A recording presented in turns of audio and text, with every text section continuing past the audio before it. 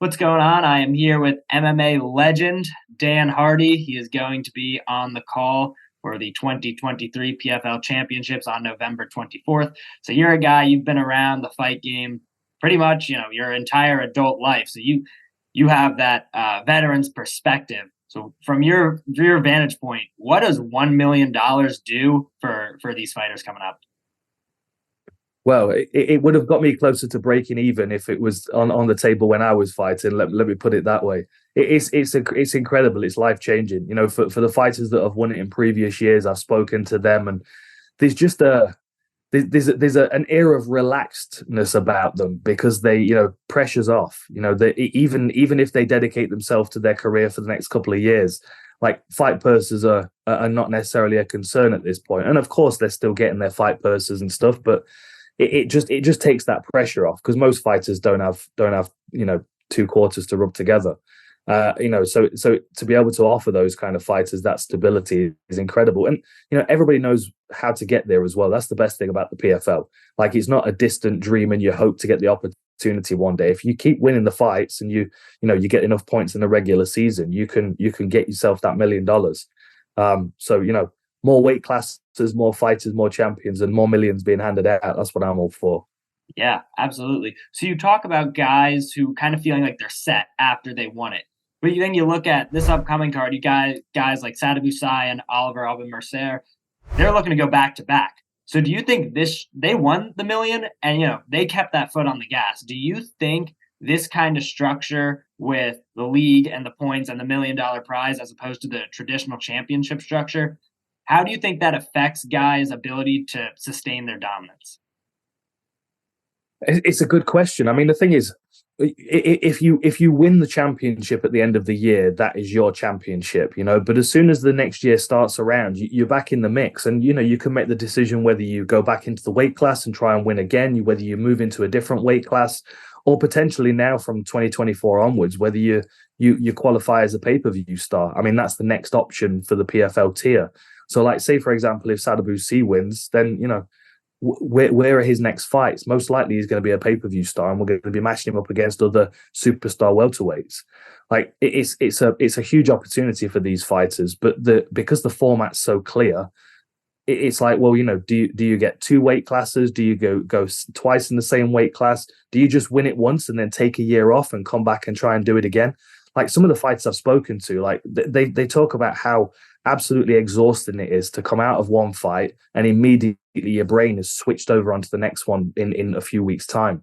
So doing it back to back is an incredible achievement. And I think as soon as someone wins the belt twice, they're pay-per-view stars in my book straight away. So they've got to keep progressing and moving forward.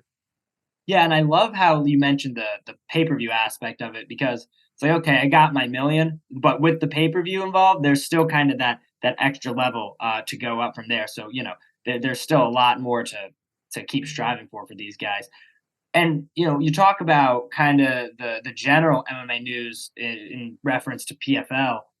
The big news going on is Bellator kind of being super up in the air right now in terms of their future. What do you think? Obviously, there was supposed to be the merger. It kind of fell through. So what do you think Bellator's future being in limbo means for the PFL right now? I mean, I think honestly, everyone's paying close attention and seeing what happens. The Bellator roster is stacked. They've got really, really strong talent throughout all the weight classes, and talent that could step into PFL or UFC or one championship or anywhere else and be competitive in those weight classes and potentially for world titles. I'm sad to see Bellator go because, of course, as an MMA fan, I like these promotions. I like the variety and the opportunities for the fighters. But ultimately, I think if Bellator does go away in some capacity, everyone's going to be waiting to see where the talent lands. And of course, the premium for some will be higher than others. But I also think it depends on what the fighters want from their career, isn't it? I mean, like, of course, the UFC title has got that accolade with it, but some fighters, they don't want to be locked in. They don't want to be restricted. Some fighters want to box at the same time. Some people may just prefer the PFL format because they know what's in front of them. Like, it's very hit and miss with the UFC, whether you're going to get the opportunities or not, right? You could get 2 fights in a year and not get to the belt in 4 years. but with the PFL, you know the system to get to the belt and where the money's at. So I think that's quite relieving for some fighters. But we'll see what happens. I am disappointed, though, I'll be honest, to see Bellator go away. But where the talent lands and what happens, then I'll be excited to see that. Yeah. I think you're talking, that talent, like for younger fans like me, like I was too young to remember when organizations like Pride and the WEC kind of got bought up by the UFC and filtered in. So I know for my generation of fans, this concept of their talent pool kind of getting like all these super fights at once is like super exciting. So I'm definitely interested to see some of the matchups that come out of that. But you also mentioned guys like Sai and Oliver kind of on the verge of pay-per-view stardom. Another fighter we're looking at in this card, who she might have even crossed over into stardom already, is Larissa Pacheco. She's coming off 9-fight win streak, 2 just brutal first-round knockouts. She wins that belt and the $1 million. What do you think that does for her overall stock? Well, I mean, it puts her in the conversation for pound, doesn't it? She's dominant. She was dominant at lightweight. She's moved down to featherweight. She's, has the potential to pick up a second weight class world title. I mean, where does she go from there? I would imagine that, Kayla Harrison's back in competition. I could absolutely see that rematch happening. We talk about free agents, and who knows what's happening with the likes of Cyborg. Like, these are the kind of fights that Pacheco's got to be looking at, because if she wins a second world title, does she want to get back in the mix and do it all over again? Or does she want those big marquee fights? Kind of same as Kayla Harrison, really. They're both in a similar situation where they're now no longer in the conversation as are they one of the best in the world? It's are they the best in the world? And there are only a few fights in their future that are really, that meaningful. So we'll see what happens. But I mean, she's a scary individual, to be cage side and watch her go to work. She's terrifying, really, really scary. And she has this presence as well, which I think the other fighters feel when she walks into the room. The only person that seems bulletproof to it is Kayla Harrison somehow. Yeah. Well, you talk about Kayla. Where do you think her headspace is at going into this fight, kind of for the first time, not really being like the marquee fighter of the event? I think she's going to be relieved. I think she's going to be a far more composed version of herself. Like I was talking about a moment ago. There's a level of fatigue that comes with this cycle. 4 fights in what is it, 8 months? That's exhausting for anybody. And of course, Kayla, she knows how to compete regularly. She knows that cycle of getting ready and staying ready. But there does come a time when a break is a real healthy thing for you to do. And I think she was ready for a break. And I think now we've seen her have some time off and, stop thinking about fighting for a few weeks and get some sunshine. She's gone back to training camp. She's reinvigorated.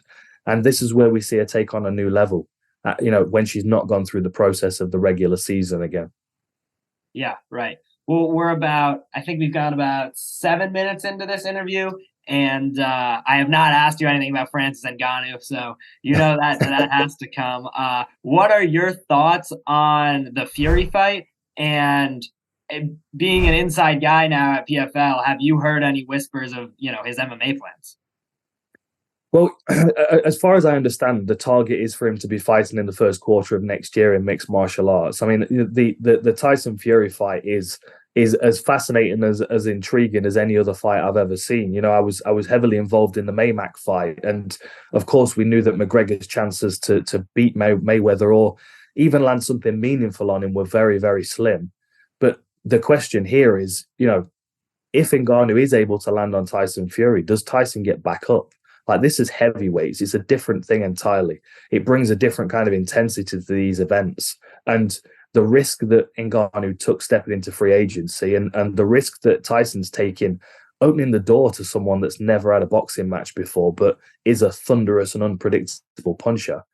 I think the odds are, the odds, of course, are stacked against Ngannou, but the pressure's definitely there on both sides. I'm just fascinated by it. And I think given the fact that it's happening, it's going to give the whole MMA industry a bit of breathing room and a bit of time for maybe some heavyweights to find their way into free agency so they can step over and get a $2 million paycheck against Ngannou. Yeah, absolutely. So, and then, kind of going back to the 2023 championships here in the PFL, I'm very interested in this light heavyweight title fight and just kind of the light heavyweight division here in general. You got Josh Silveira against Impa Kasanganay, and they're fighting for the light heavyweight belt. But in general, in the light heavyweight division in the sport, I think is one of the ones where the talent amongst the promotion is the most evenly distributed. You have Nemkov in Bellator, you have these two guys fighting here in PFL, and then obviously the UFC, you have Prohaska, you got Pereira, Jamal Hill injured. These guys going up in this main event, where do you see them stacking up against everyone else in those other promotions? Well, these two guys, this for me is the most intriguing fight on the card because of their match, their stylistic matchup. I mean, Josh Silveira is a very mature, very well-rounded fighter. His dad was a legendary fighter, and he's a legendary coach now. Silveira has been doing jiu-jitsu from a young age. He wrestled. He's got a great kicking game. Just all round as a martial artist, he's very, very formidable. And then on the other side, Kasanganay, he's got great footwork. He moves very fast. He's got great hand combinations. He's got heavy hands naturally. I just feel like this is a very competitive matchup that could go in a variety of different ways.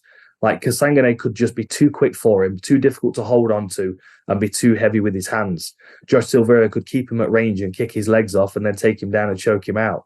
Like it literally could go either way. And the other thing I like about these two guys is that they're both quite small for the weight class. They're not cutting loads of weight, right? They move fast. They still hit hard, but they move fast. And they're able to keep pace on their opponents, which over 5 rounds is really, really valuable.